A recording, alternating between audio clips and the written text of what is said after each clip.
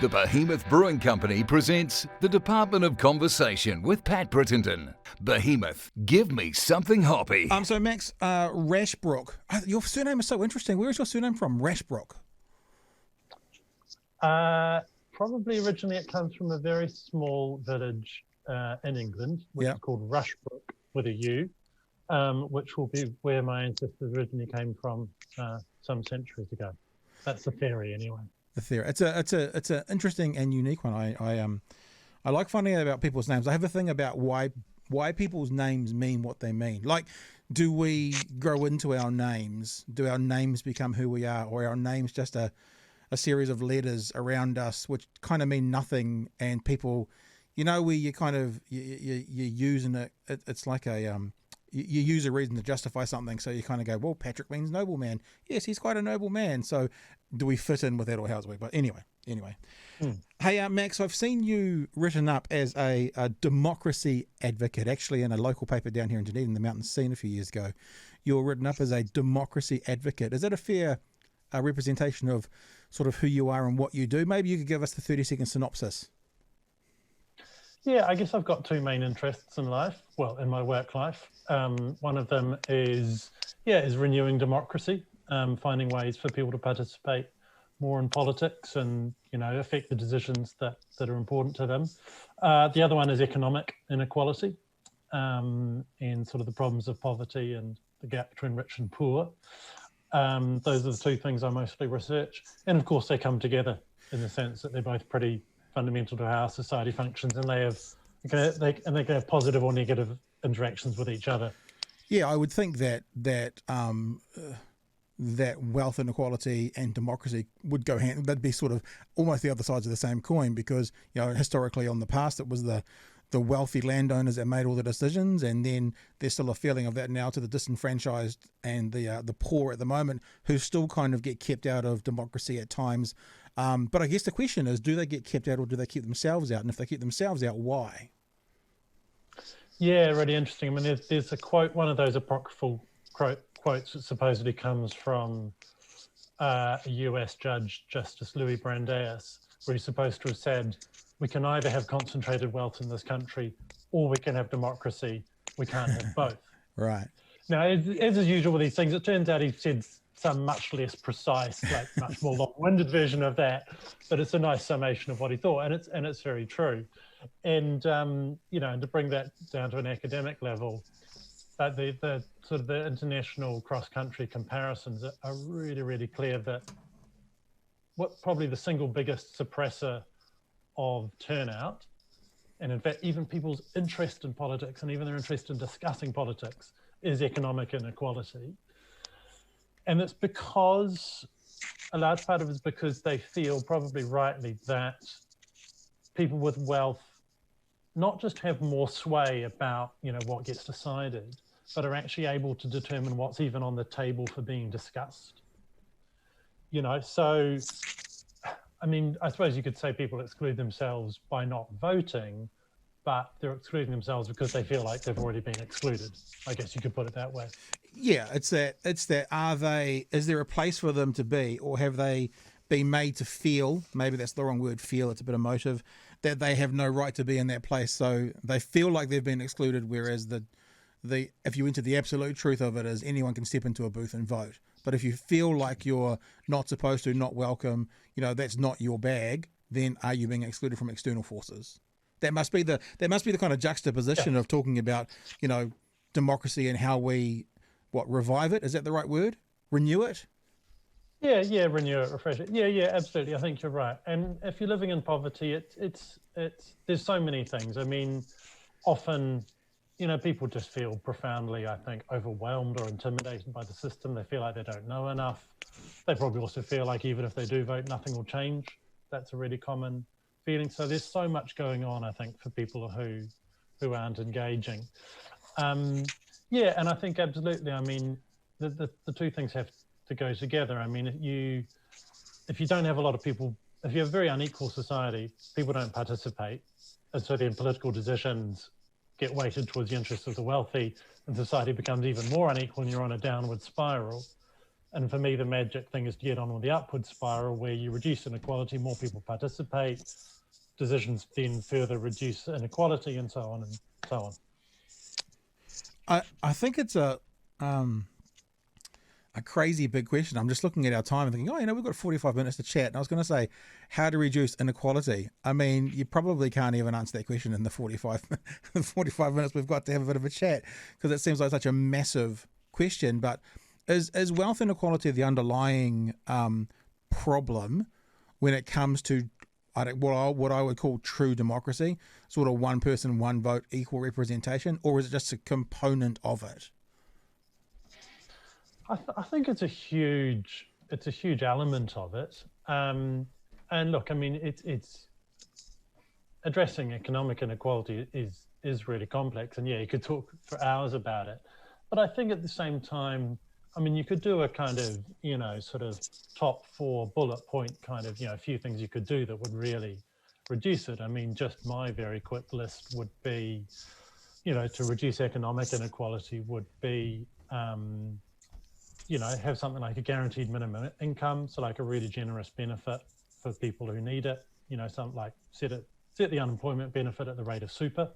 Something like that. Spread the living wage right throughout the economy. Fix the housing market, particularly by building a truckload more state houses, and fund all of that through a wealth tax, or some kind of tax that ensures that people at the top are actually paying their fair share. There's 4 quick ideas, all really hard to do politically, but if you did all of those, you would have a profoundly more equal society than the one we have now. I watched a TED talk you did. I was thinking, I think it's on your Twitter feed. Is it a pinned one on your Twitter feed at the moment? And it seems to be. I remember Cal Wilson, the comedian, when she was on QI, she put up the banner from the QI website, and she kind of went, "Oh, this is the coolest banner I've ever been on," because QI is quite a cool and big show in the UK. Wondering if you feel a bit the same about your TED talk. That must be the one sort of banner or the advertising thing that you must be quite chuffed about. That rates above all others, perhaps. But I was totally. I was watching it, and a part of your conversation you talked about having faith in other people, and I jotted that down as I watched it, and I thought, gosh, I mean, again, you talk about things like wealth inequality, and you talk about how we renew democracy. One of the things that seems in this current world today, 2021, I'll say the Western world, because that's where I live, and that's where I breathe, and that's where a lot of my views come from and influenced by. Having faith in other people seems to be probably the hardest thing to do at the moment, whether that other person is my neighbour next door who's got the opposite views to me, or a government who we don't trust. That if we could get to that faith in other people, maybe that would solve everything. But how do we do that? Yeah, I think you're right. I mean, we're probably lucky in New Zealand that, faith in government, and I think faith in other people is higher than it is in a lot of other Western societies. So we're starting from a slightly better base. But yeah, you're right. It's really, and trust is such a precious and difficult thing, right? It's really easy to lose it. It's much harder and it's much slower to build it up. But I think for me, that's part of, so all the sort of highfalutin kind of ways of renewing democracy that I talk about, most of them involve bringing people together to meet each other, to meet people who disagree with them. Yeah. And so I think the things I talk about sort of are their own, they are the change that we want to see in the world, and if that makes sense, like citizens' assemblies or sort of citizen-led, community-led budgeting, they're all processes where you get a whole range of people and they have to come together, and you set them up, these forums, so that people have to listen to each other. They have to engage with differing views. They have to engage with the evidence. And in those situations, and I talk about this, all the evidence is that people behave amazingly. People really do listen. They really do shift their views in the right setting. Do you think that, does that happen, or does the evidence for that, does it demonstrate that happens even when you've got extremist views? And I don't mean extremist like, Taliban, but you know what I mean by extremist political views, like let's say the far right to the far left in the room under the right conditions. Do we still see that happening? Because I spend a lot of time watching American politics. I know I'm a sadist, but you look at these people who no matter what, will follow Trump to the ends of time, sort of thing. And then you look at the people on the progressive left, and I don't imagine getting them in the same room under any conditions you could get them to even move slightly together. Yeah, it's an interesting point. And I do think for starters, you absolutely can and have to exclude some people. You know, my vision for we should all come together doesn't mean you have to have a debate with literal Nazis. Yeah. You know, Okay. some people do unfortunately have to be put outside the pale. But with that caveat, I'll tell you what's really interesting is, some people oppose the sort of stuff I talk about because they say, well, actually group discussion makes people more extreme. You know, the loudest voices dominate, the group becomes more extreme. But what I find this fascinating is that is only true of unmoderated, unfacilitated group discussion. Right, okay. Because then the confident people do hold sway and people feel intimidated and they fall into line. But if you have good facilitation, you know, you've got a professionally run citizens assembly or whatever, there's really good evidence that discussion makes people less extreme in their views. And it does pull people towards a sensible consensus common ground. So to take your American politics example, look, I think it's probably a bit of both. There's some people who you just have to exclude from that discussion, like proper conspiracy theorists, QAnon type people who you could just never, who would just destroy the tenor of the conversation. But within that, I think there are still large tranches of Trump supporters, maybe the ones who aren't like violently racist, but have just seen their livelihoods destroyed over the last 30 years, and people on the progressive left who I think could have a really good discussion under the right situations. And the evidence is that I think they would, and they would find common ground they didn't think they had. See, then you've got the situation, and obviously I'm not trying to educate you, for the love of God, nobody think that. But because I've watched your TED talk and done a bit of reading about what you think and what you say. In one of your TED talks, you were talking about a couple of generations that have gone before. I think there was in Greece and then in the 1800s, 19th century, and talking about moving through, how they ran it, and then that moving into a time now where we can have equal representation on a panel of 100 people. I'm paraphrasing, but it sounds like what you're saying is get a select part of society together, get them to nut it out in a room, and get that to influence policy. My paraphrase, is that a fair paraphrase? Yeah. Okay. Pretty So much, yeah. so if you're saying having like fair representation, then you're excluding, let's say, the quote unquote Nazis or the far right Trumpists or the far left Antifas in America, whatever their equivalent of in New Zealand. Then you're still stuck with the situation that who decides in that position, who decides who gets excluded. Because I have this thing with people, I think this is going to sound really, I'm a realist. I noticed you listed yourself as an optimist in that talk as well. I kind of consider myself more of a realist. So even though that statement is going to sound very negative, I think typically humans have a base sense of kind of corruption. And I caveat that by saying most of the isms we have in the world, whether it's a feminism or whether it's a capitalism, or whether it's a socialism, the isms we have, at their purest sense, like their absolute cornerstone for what they are, seem to be okay, seem to have validity, seem to have logic and reason behind them. But then fucking people get involved and we corrupt it. And so capitalism turns into a greed. Socialism turns into actually the person who runs the country makes it so bad for the poorest, then there is thousands of deaths. Whatever it is, we seem to corrupt it. And I just wondered, maybe this is a pessimist part of me, or maybe it's a realist, with these groups of 100 people. And let me say, I love that idea. I really genuinely, I think it's a great idea. But then I take a step back and go, how do we then also do that and have it not be corrupted like all the other isms get corrupted? Fascinating question. I find that so interesting because in a way, like your description of corruption sort of flips on the head the normal account of those things, which is that people are fine, but the problem is when people get attached to a really abstract ideology. And like the critique, one of the valid critiques of socialism, I think, is that most people are actually sort of quite nice and kind and good to each other, but socialists sort of had this elevated idea of, we've got a theory, we know how to build the perfect society. That theory is so important that we're going to run over anybody who stands in our way. And even if we have to send X million people to the gulags, we're so attached to the theory. So I'm interested, that's how I've conventionally seen that presented. But see, I would say that socialism in its purest is more communal and more us being equal and looking after one another. I think the sending people to the gulag is the people getting involved in the purest sense of what that way of running the society is.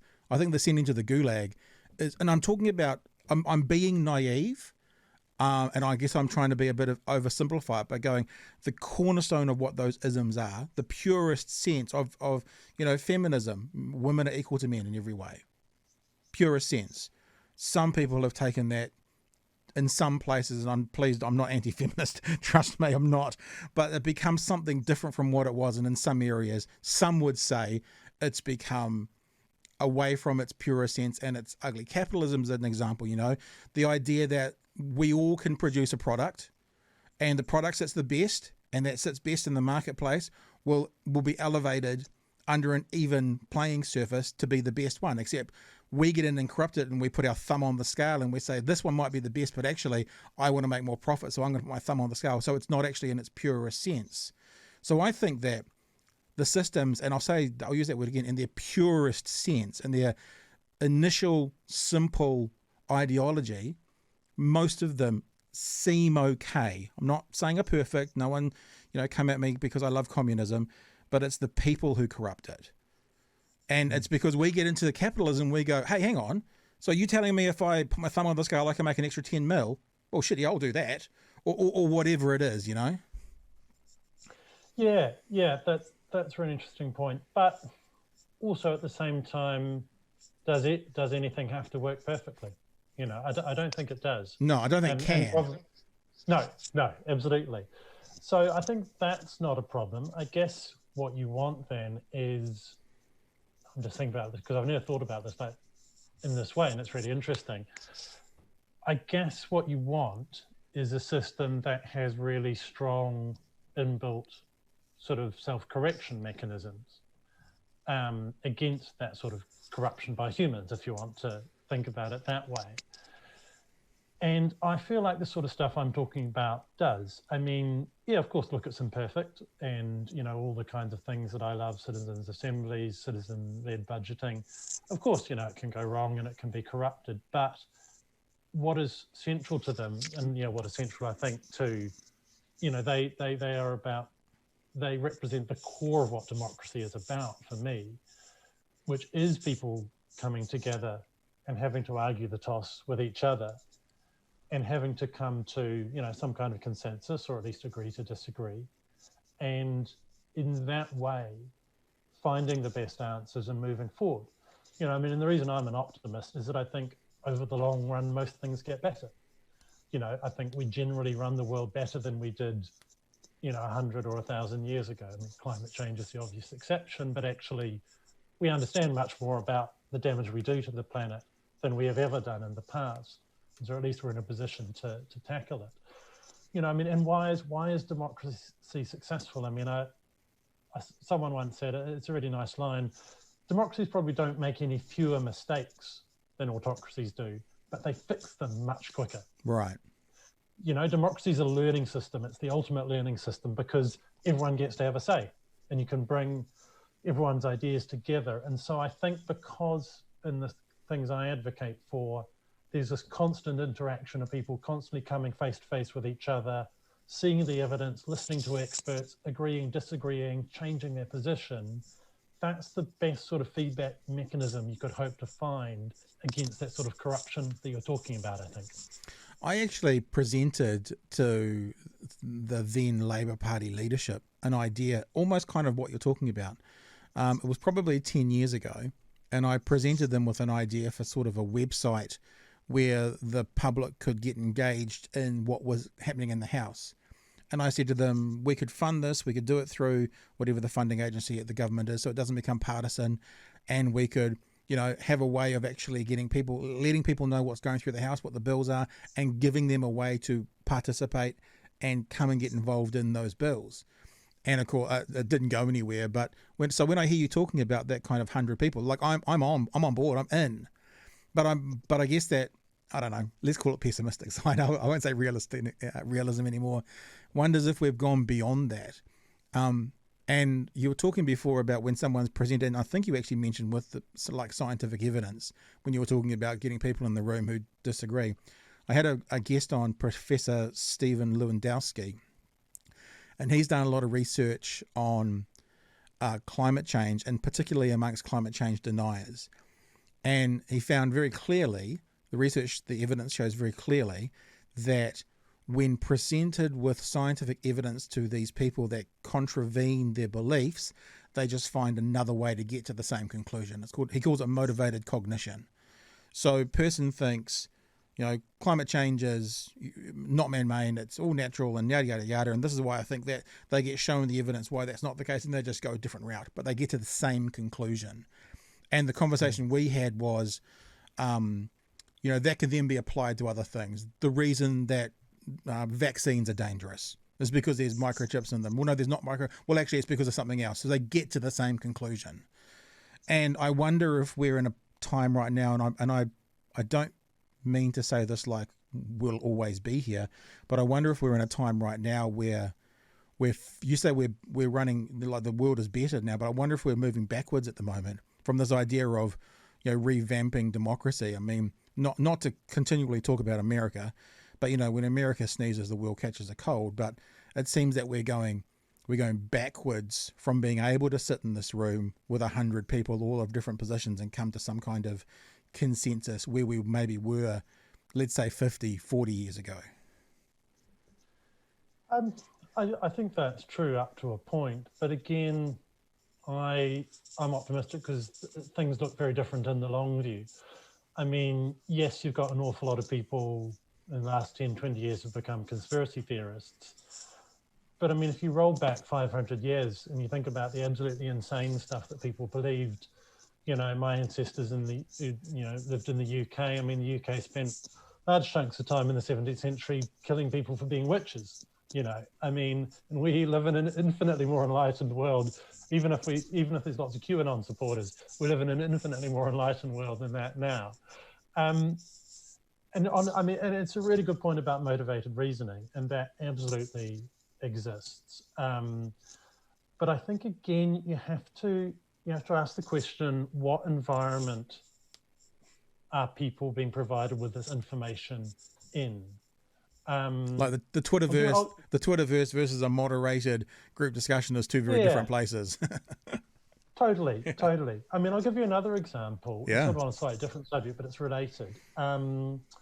There's a program, it's called Tutoko Toiwi, I think, and it's basically the activist group Action Station training people up to go onto Facebook and have arguments with people who are expressing racist views in the comments. Basically, and it's a way to try to help shift people out of their racist views, but also to try to change the tone of the conversation, to show to other people watching on that not everyone, that these racist views can be challenged. And I think what's happened with that program is initially they started out with a sort of, you need to combat these people kind of approach, and it didn't work very well.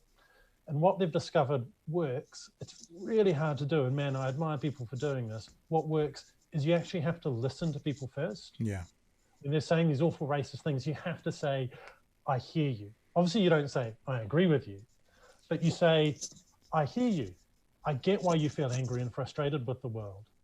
I understand that some really tough things are going on for you. And that's what opens the door to then shifting those people at least a little bit out of their racist views. And so what that tells you is it just the nature of the communication profoundly changes how people respond to it. And also the relationship. I mean, the best way to evangelize is relationally, whether you're trying to convince someone that the All Blacks are the best rugby team in the world, that they should drink Coke, or that this religion is the best. To evangelize your position to someone, you have the biggest impact on that person if you have a relationship with them. The people who do it best are the closest to those people as well. So listening to someone, even if it is in a Facebook forum, is a step towards relationship. Yeah, absolutely, totally agree. And also, and I'm not naive about this. I mean, it's terrifying watching people really go down a conspiracy rabbit hole. And what's really saddening is often they won't listen to anyone. You know, some people, at least for some periods of time in their life, are unreachable. I mean, that's the awful thing. I just think that those people are actually quite a small number, even within the sort of the conspiracy theorist world. The really hardcore unreachable people is quite a small number of people, I think. And a lot of people do get out of their conspiracy theories one way or another. And you're right, often through relationships. Do you think, therefore, there is a problem then, you know, talking about excluding some people from the conversation because of these extremist views? I'm going through a bunch of podcasts at the moment and conversations with people about even though it's not proposed yet, but the conversations happening around potentially these new hate speech laws. And, you know, we all want to fight against hate speech and hate in general, but I still have a concern is it depends who decides what is hate speech. That's my biggest question, is not that do we support hate speech, it's who decides what is hate speech. And are we faced with a problem with this concept of, again, how do we know where the line is for who we exclude from these conversations, and the ones that are just on the edge of it, and they're a bit, you know, nutty and extreme, but actually they're still valid in society? Because if you do talk about Trump again, you know, 73 million voters, and obviously not all of them, quote unquote, you know, Nazis, quote unquote, but that's a lot of people that sit on that side of the political spectrum. To then go, where are we going to draw that line, is probably the most important part, in my opinion, part of how do we then have a genuine conversation with the rest. Yeah, and it's a super complex issue, obviously, and I wrote one of my Stuff columns recently about the hate speech laws. I mean, I think I'm not an expert on this element of the discussion, but I think surely the key thing is, at what point are people making other people feel fundamentally unsafe or like they're second-class citizens? So if you just narrow it down to, you know, who gets to be in the Citizens Assembly for a moment, I don't have a fixed view on this, but you might, if you were doing Citizens Assembly on climate change, maybe you do include the climate change deniers. I mean, they're obviously wrong, but their presence isn't a threat to anyone, I don't think. Sure, yeah, good point. Whereas if you were having a Citizens Assembly on the hate speech laws, you can't, I think, include explicit neo-Nazis. Yeah.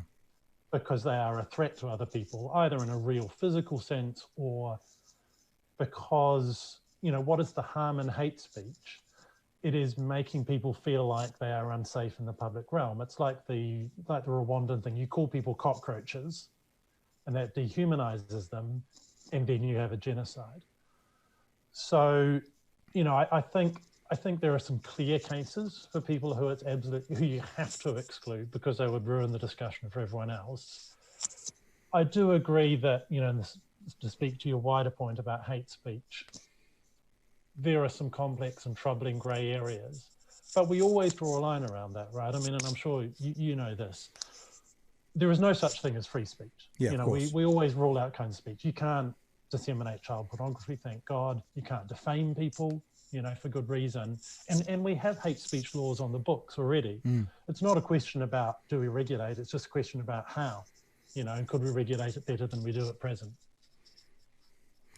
I read a Stuff article that you wrote, it was actually in 2015, but talking about wealth tax as the way to beat inequality. I was wondering when we're talking about inequality, that appears to be economic inequality. But are we also talking about, not necessarily with that article, but in general, trying to beat inequality, you know, other forms of it as well? And is the idea if we could wave the magic wand to have a utopian society where we're all equal in all areas? Like, if you could wave the magic wand, what would you want to see? Yeah, I think that's a crucial difference, actually, between economic inequality and other kinds of inequality. Most kinds of inequality that people talk about, like, inequality between men and women, stuff that feminism draws attention to, or inequality between Māori and Pākehā, there is quite reasonably a sort of utopian vision that those inequalities might be completely erased, so that Māori might enjoy the same health outcomes as Pākehā. Women, might be paid exactly the same as men, or they might suffer no more violence or discrimination than men do. So there's a vision of perfect equality there, even if we realistically think it might be an awful long time before we get there. Economic inequality is really different because mostly people aren't talking about perfect equality being the goal. It's extremely rare that someone would say, I think everyone should earn the same amount and have exactly the same amount of wealth. Right. Have the same house value, have the same car value. No one's saying that.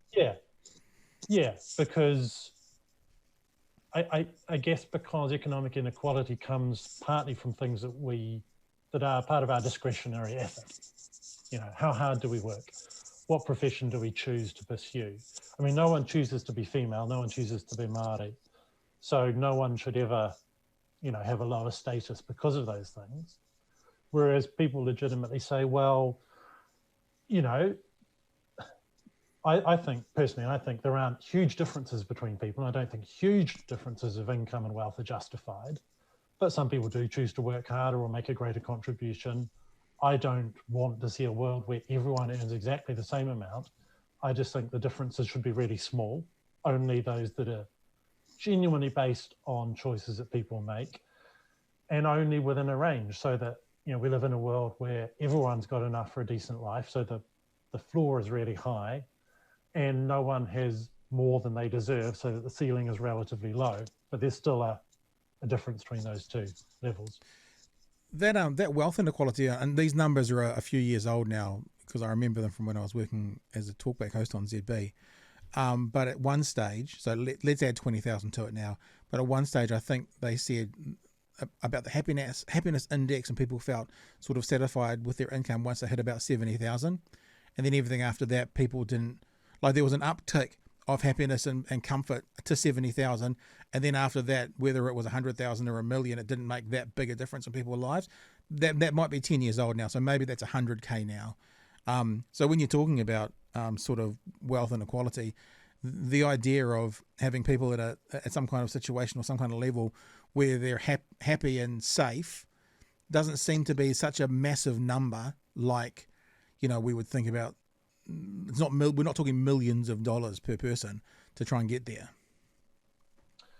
No, although of course at the moment that's all sort of thrown out of whack by the housing market, where people really need huge amounts of income now to, even to be able to buy a house and then, keep up with the mortgage payments. But yeah, in a world where we had a slightly more under control housing market, I think it would be about in that sort of ballpark, because there's definitely diminishing returns. And we see this at a country level as well. I mean, as countries become wealthier, initially their happiness and their life expectancy increases massively. And then you hit a point, and New Zealand's well past this point, where extra economic growth doesn't lead to, significant increases in the things that make for a good life. But the problem, of course, is we live in a materially competitive society, and people feel like they need more in order to be happy and to do better than other people and to feel good about their lives. And it's, we've been talking about these things for centuries, but we as a species don't seem to have got out of that trap of thinking that more money will make us happier. Do you have any thoughts around what can be done about the housing market, if anything? Oh, yeah, look, I think, I always say with all these things, everything to do with economic inequality is basically created by politics. Just to take another example, people often sort of worry about automation. Automation is going to hugely drive inequality. But if you think about it, if our jobs get taken by robots, if we all, for argument's sake, own the robots collectively, like under socialism, then we all get the revenue that comes from them and it doesn't increase inequality. If the robots are all owned by one person, then they get all the revenue from those robots and there's massive inequality. So it's actually the politics. It's the politics of which, of determining the ownership of things, not automation, that drives inequality. And it's the same thing with the housing market. Yes, there are all these economic forces, but ultimately it comes down to political decisions. And look, I mean, we're building masses of houses. Well, we're consenting masses of houses now in New Zealand. We're at close to like a 40-year high, even adjusted for population. The NPSUD, National Planning Statement, I think it is, on urban density, is forcing councils, literally forcing them, just happened where I live in Wellington, to zone more land for housing. I think if we clamp down a bit on speculators, and we could clamp down even more, I think loan to income ratios, banning interest-only mortgages. We could have a much stronger government role, building more state houses, doing more like active urban planning to ensure that new housing goes along transport corridors, so it's basically low emissions. I think we're already doing some good things. There's bipartisan support for a lot of them. The Resource Management Act is going to be reformed. I think good things are happening, and I think we'll do more things. The problem is, I've just started doing some numbers. I do think even on best case scenario, it might take us 20 years before we get back to what we ought to regard as affordable housing. So there's a generation who are really being done over. And that's not a newsflash. I think everyone knows that's happening already. Because we've got the problem, we let the problem get really badly out of hand. It will take a long time to fix it, but I absolutely think we can fix it. It does just come down to politics in the end. Yeah, maybe I am a pessimist. Or maybe I'm an over-optimist. That's a reasonable accusation. I had a podcast recently with a financial advisor, and he's a bit of a expert in the area, and I was just like, rather than trying to fix an unfixable housing market, because one of the big things is supply versus demand, and at the moment, I live in Dunedin, but I spent 40 years living in Auckland. And when I was living in Auckland, I think there was something like, I don't know what the number was. It was 1,000 houses a month or 1,000 houses a year or whatever it was that needed to be built then to keep up with it. And that was 10 years ago, to keep up with the demand and the influx of people to Auckland. And it must be worse now. And like lots of little questions like, so where are all these builders? We all know it takes a month to get a builder already just to fix something small. Where are all these builders coming from to actually start building these extra 10,000 houses a year we now need? And I don't know. And my position was there's parts of Europe especially where the housing market's not an issue because they don't have a culture of owning houses. They have a culture of renting houses. I think places like Germany and Spain are a couple of them. I can look that up if we need to. But maybe France as well, maybe, and especially in the urban areas. And so wouldn't it be better, wouldn't it be more realistic to get the governments, and because we're talking about future governments, whoever it's going to be, to sort out how to fix up the rental market, which is probably something they can do and probably are starting to do with, things like having to have healthy homes and stuff, rather than every government and subsequent government bleating out this thing about how we're going to fix the housing market, where my pessimist side says it's actually not fixable. Yeah, look, I think there's a lot to be said for making long-term lifetime renting viable and normal, and and a really good option. And you're absolutely right, which is the case in Germany. The problem is, I'm not sure that gets how many problems that gets you away from, because renters need houses to live in, just like people who want to buy them. So you still have to build lots of houses, and that throws you right back into the same problems with sort of fixing the housing market, quote unquote. And I also know, I think Germany's had quite bad house price inflation just in recent years. I think they've caught the disease as well. And there's a very large number of countries affected by it. So yeah, you know, I mean, you still need to build lots of houses for renters to live in, even if renting is going to be a long-term thing. But I think we're starting to do that. I mean, there's a lot of different figures thrown around for how many houses we're short of as a country. One estimate I've seen is about 80,000 across the country. And look, on one level, that's a lot, that's a shortage. But actually, I think last year, for the first time, we built or we consented more houses than it was estimated that we needed. Oh, yeah. And, you know, so like 10, 20 years of building a few thousand houses a year more than we need would actually wind back that deficit. Again, no magic wand. I'm not saying that that's going to make young people feel great, because that's a long time. But again, I do think that's ultimately fixable, you know. One of the ironies of this whole thing, I watch quite a lot of those television shows where in America they're fixing up a town by, you know, renovating all these lovely houses. I get caught up in Channel 17, HGTV quite a bit. And there's this strange irony is that what they're able to do with their housing market and renovations is so inexpensive. Like renovate a whole house for $65,000, where I've been quoted, if I want to put a new bathroom in, it's going to cost me $50 for one bathroom sort of thing. But then, of course, the ugly nature of that is that's because there's no money in it. The ugly nature of that is because they're getting paid shit money. And so there's this cycle of they're in a country where people can afford to buy houses, in a situation where people can afford to fix up their houses.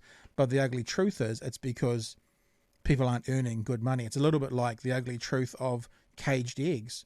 You know, you can get a healthy piece of food and it can be inexpensive, but the ugly story behind it is chickens are suffering in these factory farms, and it's disgusting. So I watched that the other day and I was like, how the fuck do they do that whole house for $65,000? And then, of course, I realized, oh, well, first they're in a market of 300 million people. So, you know, they order 1 million toilets rather than 1,000. So they're cheaper per capita. But also the people who are putting up the drywall and stuff are earning next to nothing. And so the cost of labor is where they're saving all their money as well. And it's a strange juxtaposition where we need more houses, want more houses, but it costs so much to get them built. How do we then enable people to then afford those houses as well? And this, especially if we're going also towards a living wage where people are going to earn more and therefore pay more in wages, doesn't that mean therefore house prices will then go up again? Now, I'm not saying I'm against a living wage, but talking about how that cycle will actually work. Yeah, look, I mean, I think the factors that make houses so expensive in New Zealand, well, there's a lot of them. And again, you know, I'm not sort of fully an expert on this. I mean, I think a lot of it has been around the price of land, though, as I understand it, because, you know, land has been in constrained supply. Well, I mean, you know, and the bigger problem is that, I mean, how cities have to grow up or out. Mm-hmm. And for a long time, we didn't let them do either. You know, we didn't free up land either in a sort of, we didn't free up space to build either vertically or horizontally. And I'm much more in favor of building vertically because it's better for the environment. So, I mean, I think that's a big part of what drives up the cost. Another one is, I think that some of the markets for importing material into New Zealand are not very competitive. Yeah. You know, I think we could do a lot, you know, are there basically monopolies or quasi-monopolies on importing materials that drive up the price? But also I think, you know, I think you alluded to it, there's a real problem of scale in New Zealand. You know, I can't remember, I think it's literally, there's probably only a handful of firms in New Zealand who build more than 100 houses a year. You know, so you're talking about very small firms, mostly very inefficient, don't have the capacity to purchase at scale. You know, they're not getting those purchasing efficiencies, those economies of scale. They're probably not operating very efficiently. They don't, because they're not building very many homes. They're not learning from their own mistakes very quickly. You know, it's just a small scale, inefficient industry. And I think we really need more house builders at scale. And there's probably a role for government in you know, really creating a market, for instance, for prefabricated housing, you know, what they're starting to call off-site manufacturing. Right. You know, really amping up the state house build program, do it through prefab, build that market, create it, get it on its feet, basically, because governments have been creating markets since the year dot.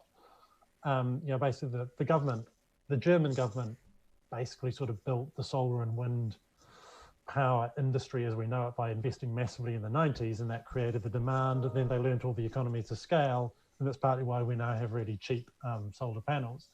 So, you know, you could do that for the prefab industry and a bunch of things like that, get building at scale, and I think you might start to see costs coming down at that point. Hey, two very quick last questions for you, because I know you have to shoot off. The first one is, do you ever have an opportunity to share your thoughts directly with government? I noticed it was towards the end of last year. I pushed my button and Spinoff, you wrote, the 7 key challenges facing Jacinda Ardern: democratic revival, the circular economy, good neighbourhoods, tax avoidance, mass redeployment, violence against women, and public investment. I mean, it's a great article. People should go and find it and read it.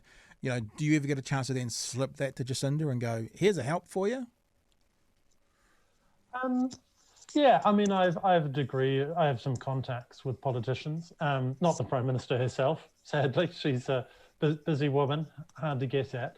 But yeah, I mean, I have talks occasionally with politicians, with their advisors, with public servants, and and I know that some of those people are reading my columns and stuff as well. So yeah, I mean.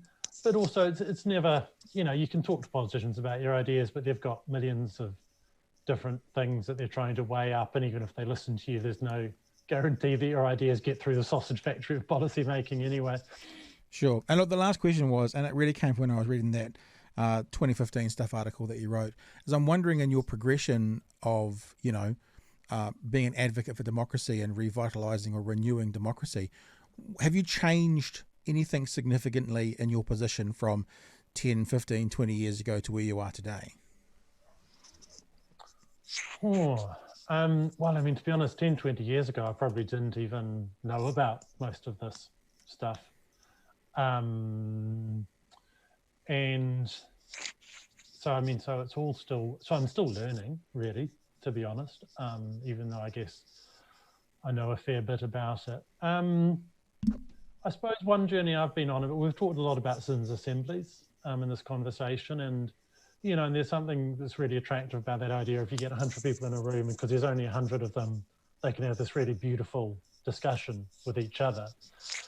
But it's actually a very small number of people who are getting engaged, and I guess one of the things I've become more interested in the last year or two is, are there ways where we can get a much larger number of people, like thousands of people engaged and having really good discussions with each other.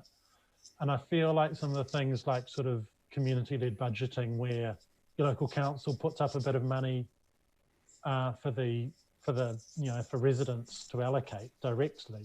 They get thousands of people coming along to residents' meetings and arguing the toss with each other and making the trade-offs about where that money goes. And there's a city in Brazil called Porto Alegre. It's got about 1 million people, about the same size as Auckland. And they get, 20, 30, 40,000 people engaged in this community-led budgeting process every year. And so I guess what I've started to become more excited about those, because that's really high quality mass participation, not just a small number of people. And that feels really exciting to me. From the Institute for Governance and Policy Studies at Victoria University, Max Rashbrooke, thanks for joining us, man. It was a lot of fun. I really appreciate you giving us some time. And look, hopefully we can do it again in the future, because I think we might have just scratched the surface. Yeah, really happy to. Love the conversation. So nice to talk about these things in greater depth.